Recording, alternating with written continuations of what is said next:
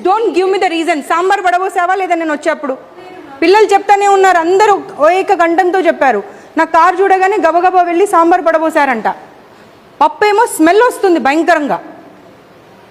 రోజు పాడైపోయిన పప్పు పెడుతున్నారంట పిల్లలకు. ఈవిడనేమో చెప్తా ఉంది ఆ ఇన్ఛార్జ్, ఇవాళ ఒక గరిటెకి బదులు 2 గరిటెలు పోసుకొని తిన్నారమ్మా అని. పిల్లలేమో మ్యామ్ స్మెల్ వచ్చాడ పడేసి వచ్చాము అని చెప్తున్నారు. ఏం మాట్లాడతారు? మీ సొంత పిల్లలైతే మీరు ఇలాగే చేస్తారా? బ్రేక్లో పైకి రానివ్వరంట, అదే వాష్రూమ్ వాడాలి. దాంట్లోకి వాళ్ళు సర్వింగ్ వాళ్ళు వెళ్తారంట.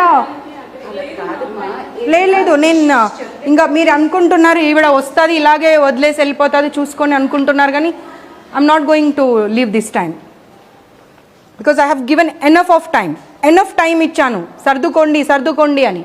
బట్ మారడం లేదు మేనేజ్మెంట్ అసలు. Just don't give me the reason. Sambar పడబోసావా లేదా నేను వచ్చేప్పుడు?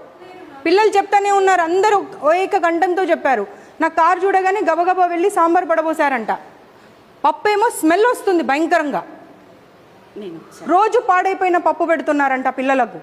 ఈవిడనేమో చెప్తా ఉంది ఆ ఇన్ఛార్జ్, ఇవాళ ఒక గరిటెకి బదులు 2 గరిటెలు పోసుకొని తిన్నారమ్మా అని. పిల్లలేమో మ్యామ్ స్మెల్ వచ్చాడ పడేసి వచ్చాము అని చెప్తున్నారు. ఏం మాట్లాడతారు? మీ సొంత పిల్లలైతే మీరు ఇలాగే చేస్తారా?